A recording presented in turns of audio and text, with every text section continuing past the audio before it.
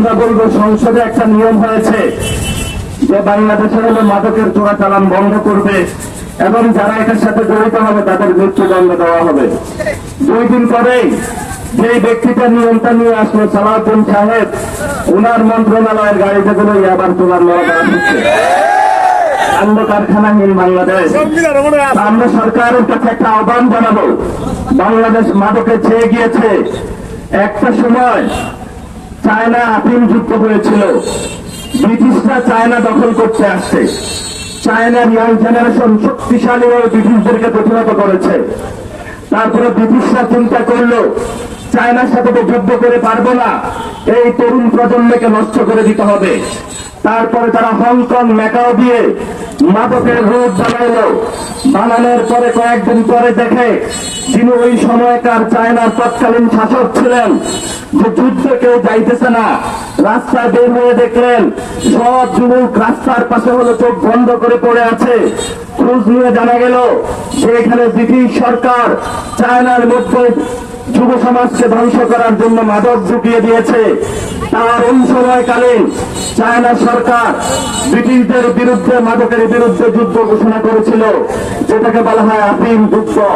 100 বছর ব্যাপী চলেছিল, তবে চায়না মাদকের বিরুদ্ধে জয়ী হয়েছিল। চায়না আজকে বিশ্ব উন্নত রাষ্ট্র হিসাবে আত্মপ্রকাশ করেছে। ভারত রাষ্ট্র দেখলো বাংলাদেশে 90% মুসলমান, ওসমান হাদির সন্তানেরা বেঁচে আছে, এদেরকে ধ্বংস করতে হবে।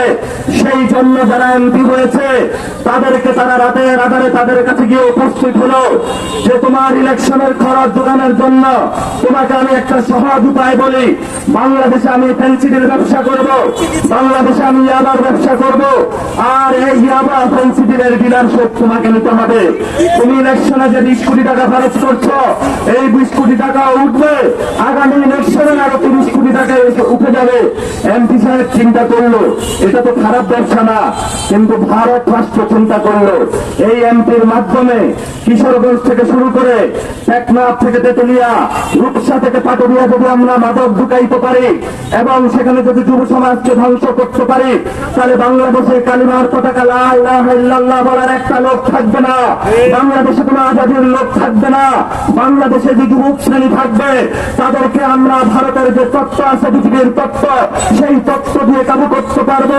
বাংলাদেশের মার্কেটকে দখল করব, ভারতীয় ব্যবসা বাজার বানাবো, নদীগুলা শুকিয়ে দিব, বাংলাদেশের উপরে নির্যাতন চালিয়ে বাংলাদেশের যে 90% মুসলমান আছে ভবিষ্যতের হায়দ্রাবাদের মতো, সিকিমের মতো এদেরকে আমরা দলবাস বানিয়ে নেব।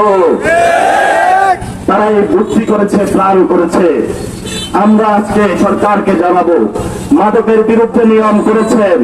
প্রথমে পার্লামেন্টে যারা এমপি রয়েছে, পার্লামেন্টে ঢুকার আগে তাদেরকে টোপ টেস্ট করতে হবে।